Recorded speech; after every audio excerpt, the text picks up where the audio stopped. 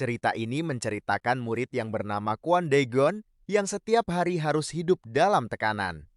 Di sekolah, dia terus dirundung, dihina, dan diperlakukan seperti bukan manusia. Tapi tanpa dia sadari, hari itu akan menjadi awal dari perubahan besar dalam hidupnya. Cerita itu dimulai di mana protagonis kita Daegon yang langsung dilempari potongan penghapus. Tak hanya sekali, namun beberapa kali. Kemudian Daegon yang merasa tak nyaman langsung menoleh ke arah si pelempar. Si pelempar kemudian menanggapi dengan santai dan mengatakan kalau dia mengincar bangku di depannya. Namun Daegon sadar bahwa di depan tidak ada siapa-siapa. Tak lama berselang, potongan-potongan itu semakin banyak dilempari ke arah Daegon. Daegon kembali merasa tak nyaman pun berkata, "Hei, hentikan." Wajah si pelemparan langsung kesal dengan ucapan Daegon. Dan maju menghampiri Daegon, menanyakan apa yang Daegon bilang. Dengan tenang, Daegon menjelaskan bahwa dia hanya bilang untuk berhenti. Tak terima, dia pun langsung mengepalkan tangannya dan langsung memukul Daegon dengan sangat keras. Daegon pun hanya bisa meminta maaf, sambil terus merasakan pukulan yang menghujaninya. Sementara itu, murid-murid yang lain cuma bisa melihat dan menyaksikan kejadian itu dengan seksama. Tak ada yang merasa kasihan ataupun empati dengan melerainya. Di sini kita paham seberapa dalam penderitaan yang dialami oleh Kwon Daegon. Kemudian, salah satu murid memberitahu si pelempar untuk menghentikan aksinya dikarenakan guru yang sudah datang. Saat guru itu masuk, dia melihat kejadian tapi tak ada reaksi apapun darinya dan menyikapinya dengan santai seolah tidak terjadi penindasan. Daegon pun hanya bisa terdiam. Dan yang lebih parahnya, gurunya mengira bahwa itu cuma bercandaan semata. Seolah belum cukup puas, pria yang sebelumnya memukuli Daegon kini menyuruh teman-temannya untuk mengoper kertas yang sudah dia tulis sedemikian mungkin untuk merendahkan Daegon. Tentu saja teman-temannya langsung tertawa terbahak-bahak. Setelah menempelkan kertas itu, Daegon hanya bisa terdiam dikarenakan tak adanya tempat mengadu. Di titik ini Daegon hanya bisa duduk meratapi nasibnya. Bahkan orang dewasa pun tak ada membantu. Dan hidupnya cuma sendirian, ucap Daegon dalam hati. Waktu istirahat pun tiba. Seorang pria yang tampaknya bukan dari kelas itu masuk dan meminta sebuah rokok. Kemudian anak yang tadinya menjawab dengan menunjukkan rokoknya ke arah pria itu. Tapi pandangannya lebih tertuju ke arah kertas yang berada di punggung Daegon. Pria itu menanyakan siapa yang menulisnya dan mengatakan mereka yang kekanak-kanakan. Tampaknya pria itu juga kesal dengan tulisan yang ada pada kertas itu. Pria berambut coklat itu kemudian menjelaskan bahwa dia yang menulisnya sambil tersenyum lebar. Sangat seru mengerjainya. Apalagi dia memang tak mempunyai orang tua, ucap pria itu menjelaskan kepada si cowok berambut mulet. Sontak pria berambut mulet itu pun menatap ke arahnya dengan kesal setelah mendengar ucapan itu. Pria berambut coklat pun berusaha menjelaskan bahwa yang dia ejek bukanlah dirinya, melainkan protagonis kita. Namun itu sudah terlambat. Satu pukulan keras pun mendarat tepat di rahang pria itu, yang membuatnya langsung terlempar ke belakang. Dan seolah tak puas dengan itu, pria itu melanjutkan dengan terus melayangkan tendangan keras yang langsung mendarat tepat di perutnya. Dengan sangat kesal dan marah, Daegon hanya bisa terkejut, menyaksikan pemandangan di hadapannya seolah tak percaya. Kemudian setelah puas, pria itu menunjuk ke arah Daegon dan menanyakan namanya, kemudian meminta mereka untuk berhenti mengganggunya lagi kalau mereka tidak ingin mati. Daegon terkejut dengan perkataan pria itu untuk tidak mengganggunya. Dan ternyata perkataan itu benar adanya, di mana di hari berikutnya sudah tidak ada yang berani mengganggunya lagi. Dan berpikir bahwa masalah yang tidak bisa diselesaikan oleh guru maupun orang lain, kini dalam sekejap teratasi oleh perundung yang lebih kuat lagi. Memutuskan untuk merubah dirinya, dan tidak akan bergantung kepada orang lain lagi, dengan menjadi lebih kuat. Waktu kemudian berlalu dengan sangat cepat ketika usaha dan perkembangan digabungkan. Tubuh Daegon pun langsung berubah drastis. seolah-olah langit juga membantunya. Dan semua mata pun juga tertuju padanya. Daejeon juga melepaskan emosi dan energi yang dia tahan selama ini, supaya tidak ada lagi yang meremehkannya. Tetapi, tak butuh waktu lama bagi Daejeon untuk hancur dengan brutalnya. Dan inilah dia sekarang dengan kehidupan yang sudah hancur. Kemudian cerita berpindah di ruangan kepala sekolah. Di sana tampak beberapa orang yang sedang membahas bagaimana cara mengatasi perundungan di sekolah mereka. Dengan seorang wanita yang mengusulkan bahwa perundung hanya akan tunduk dengan orang yang lebih kuat darinya. Jadi inti dari proyeknya adalah mengendalikan perundung melalui perundung. Dan nama dari proyeknya adalah Bully in Charge. Di saat semuanya agak ragu dengan keputusan yang tidak masuk akal itu, Presdir di sana kemudian mengeluarkan jawaban dan menanyakan tentang siapa yang mampu dalam menjalankan proyek itu. Setelah itu alur berpindah ke protagonis kita. Dia seperti biasanya sedang membaca bukunya. Tapi hari ini dia merasa sangat bosan dan patah semangat. Melihat itu pemilik toko heran dan bilang bahwa semangat anak muda zaman sekarang memang kurang. Dulu di umurnya yang seumuran seperti Daejeon, dia sangat berbeda dan penuh semangat. Daejeon tidak mendengar ucapan dari pemilik warung dan bergumam dengan pikirannya bahwa dia sudah sangat muak dengan ujian paket dan kerja paruh waktunya itu. Dia juga menyesali dirinya yang putus sekolah dan menanyakan apakah tidak ada tempat untuk melampiaskan stresnya itu. Setelah itu di sebuah gang, di sana beberapa orang berandalan sedang memalak seorang siswa sekolahan dan mengancam siswa itu. Setelah itu mengambil uangnya. Setelah itu dari balik kegelapan seseorang memanggil mereka dan menyuruhnya untuk berhenti dan pergi beli rokok saja sana, ujar pria itu, yang tampak seperti katua dari berandalan itu. Keduanya pun mengiyakannya dan segera pergi untuk membeli rokok di minimarket. Setelah itu di dalam minimarket, pemilik toko kemudian menyerahkan kasirnya kepada Daejeon karena dirinya yang ingin ke ruang staf. Daejeon mengerti dan saat ingin menyapa, si pembeli yang arogan itu menyela dengan mengatakan ingin membeli rokok 2 bungkus. Daejeon tahu bahwa mereka yang masih anak SMA dan setelah itu menyuruh mereka untuk menunjukkan kartu identitas mereka. Mendengar itu, pria arogan bertato itu mengelak. Dia tidak perlu menunjukkan kartu identitasnya dikarenakan dia yang hanya membeli rokok saja. Setelah itu Daejeon pun menyuruh mereka untuk pergi jika mereka tak mempunyai kartu identitas. Si gadis pun membalas perkataan Daejeon dengan menyebutnya yang sok-sokan padahal cuma pekerjaan paruh waktu. Setelah itu pria di sampingnya kembali merendahkan Daejeon dengan mengatakan bahwa pria pecundang seperti Daejeon mendingan mati saja. Setelah itu melemparkan uangnya menyuruh Daejeon untuk segera memberikan rokoknya. Daejeon masih dengan ekspresi datarnya dan menyuruh mereka untuk memberikan kartu identitasnya terlebih dahulu. Tapi si pria arogan itu malah memotong omongan Daejeon kembali dan mengambil botol minuman. Daejeon pun menghela nafas dan mengatakan, apakah mereka tidak paham dengan perkataannya? Mendengar itu, wajah pria arogan itu pun menjadi kesal. Setelah itu meraih kerah baju Daejeon dan mengancamnya dengan akan dihabisi. Setelah itu menghancurkan dagunya agar menjadi bisu. Setelah itu berpindah ke sang pemilik minimarket. Dia berkata bahwa pria itu juga sebelumnya pernah membeli rokok padanya dan ingin memanggil polisi tapi takut membuat keributan.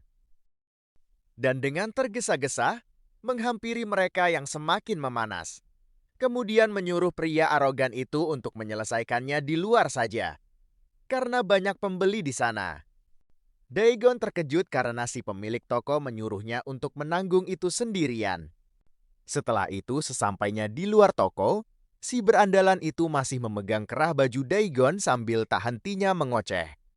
Daejeon menyuruh pria itu untuk berhenti dan memberinya waktu selama 3 detik. Mendengar perkataan itu, si gadis pun tertawa meremehkan seolah tak percaya. Kemudian Daejeon mulai menghitung. 3. Seketika pria arogan sebelumnya langsung melayangkan tamparannya ke arah Daejeon dikarenakan sudah muak dengan Dagon yang menganggapnya remeh. Suara keras pun terdengar. Si gadis kemudian terlihat khawatir sambil membangunkan rekannya yang tak sadarkan diri itu. Kemudian si pria itu membuka matanya dan dengan ekspresi yang bingung menanyakan apa yang sebenarnya terjadi. Si gadis pun memberitahu bahwa dia pingsan dikarenakan tamparan.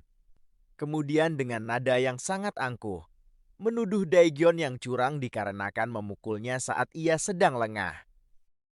Setelah itu, membisikkan sesuatu kepada si gadis dengan menyuruhnya untuk memanggil yang lain.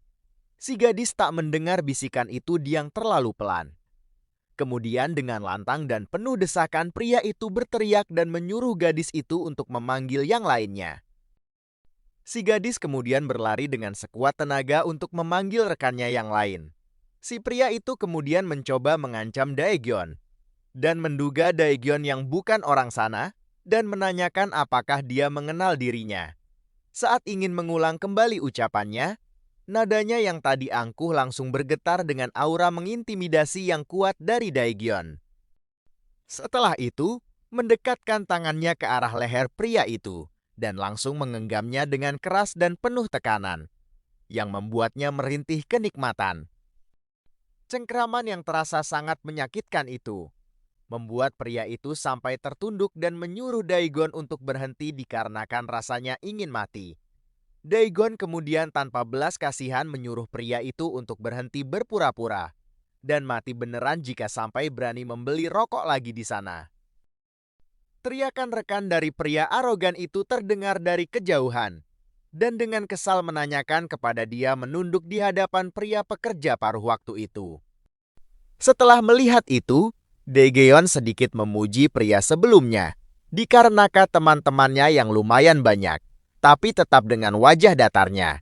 Setelah itu, salah satu dari mereka yang berbadan gemuk maju menanyakan dari mana Daejeon berasal. "Woi paruh waktu, siapa kau brengsek? Dari mana kau ini?" ucap pria gemuk itu dengan kesal. Melihat pria di hadapannya itu, Daejeon menanyakan dengan nada seolah tak percaya. "Hei, benarkah kalian anak SMA? Atau kalian membawa paman kalian ke sini?" Setelah itu, pria gemuk di hadapannya kemudian memperkenalkan dirinya, bahwa dia dari SMA Naedong, dan meskipun dia tidak mengenal Daejeon, "Ayo kita pukuli saja dia," ucap pria di hadapan protagonis kita yang tidak tahu siapa dia sebenarnya. Dan benar saja, satu tamparan cinta pun mengenai wajah pria arogan itu, hingga terkapar dan tak sadarkan diri. Si gadis itu pun terkejut karena Kak Daehan yang pingsan begitu saja dengan satu pukulan. Ternyata nama pria imut itu adalah Daehan, yang sudah berani mengusik protagonis kita. Setelah itu, Daejeon mengatakan kepada mereka yang masih tersisa untuk maju bersamaan karena dirinya tak punya banyak waktu.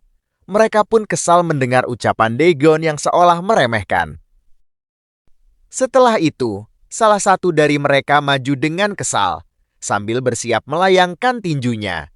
"Maju kau brengsek," ucap pria imut dua itu. Dan ya, bagi Daejeon mereka apalagi kalau bukan sasaran empuk baginya. Setelah mengeluarkan tangan dari sakunya, satu pukulan telak langsung menghantam pria itu.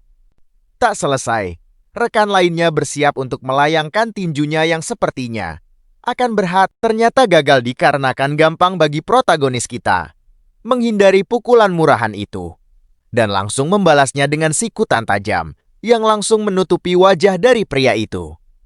Kemudian terlempar dan dari belakang seseorang berteriak, bersiap melayangkan tinjunya. "Mati kau," ucap pria itu. Melihat itu protagonis kita memutar badannya kemudian menghantam pria itu keras. Dan dengan tangan gemetar, salah satu pria meraih botol di dekatnya. "Bajingan tadi itu belum apa-apa," ucapnya dengan kesal. "Mampus kau." Belum sempat memukul, pukulan Daejeon duluan mendarat dengan telak mengenainya. Kalian lihat saja wajah ini. Wajahnya bahagia sekali.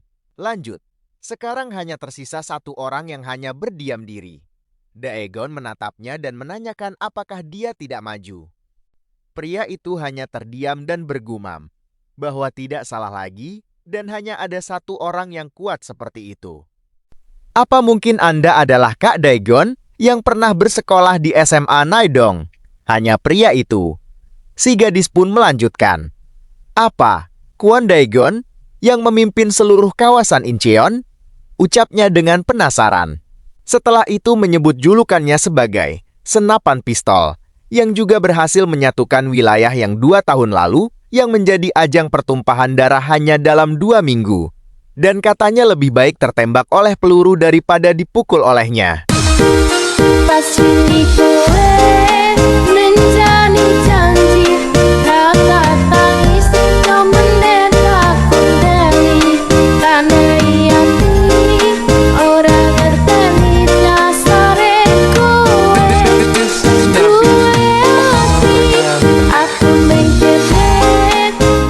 Oke, lanjut. Gadis itu kemudian sedikit ragu dikarenakan rumor yang beredar mengatakan bahwa dia sangat tampan. Kemudian pria itu menundukkan kepalanya meminta maaf karena mereka tidak mengenalnya. Maafkan kami Kak Daegon, kami tak mengenalimu. Kami tidak akan mengulangi ini lagi. Ucap pria itu mencoba menjelaskan.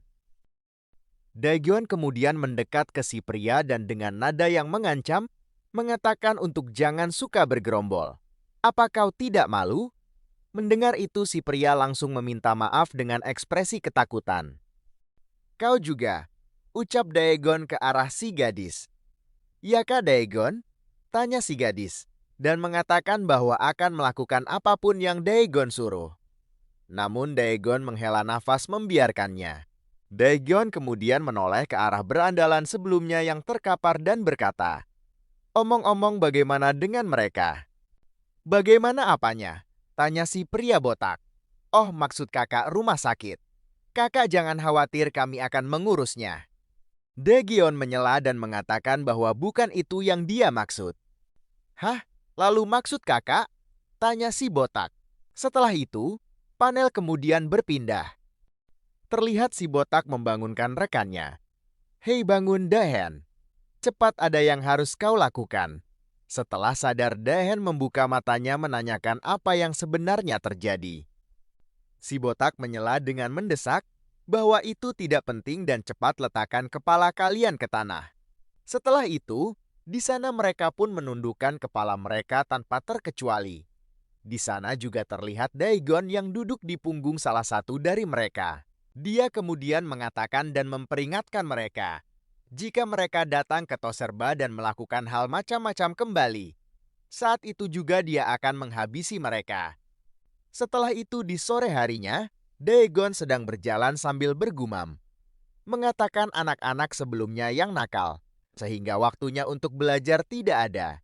Tapi juga sekaligus lega dikarenakan tangannya yang sudah lama tidak dipakai.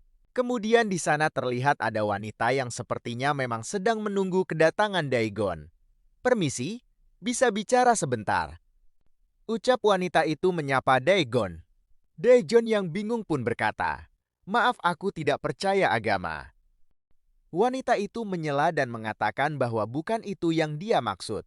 Setelah itu memberikan kertas kepada Daegon, ada hal yang harus saya tawarkan kepada Anda. Daegon pun menerima kertas itu dan sedikit bingung setelah melihatnya. Apa ini? Yayasan Geumryeon. Panel kemudian berpindah ke seorang pria atau om-om. Dia sudah pernah ditunjukkan sebelumnya, namun belum diperkenalkan secara jelas. Dan ternyata di sini namanya adalah Cho Gabriong, dan dia adalah seorang presdir direktur. Setelah itu berkata, jadi, apa dia menerima tawarannya? Kemudian panel menunjukkan wanita sebelumnya yang terdiam. Kemudian panel menunjukkan gerbang sekolah yang bernama SMA Geumryeong. Dan tampak salah satu siswa dari sekolahan sana berdiri dan berkata, hah, aku tidak menyangka aku benar-benar di sini. Aku nggak nyangka bisa kembali bersekolah di umur 20 tahun. Yang benar saja ternyata itu adalah Daegon dengan penampilan narunya yang sedang menyamar menjadi siswa sekolahan.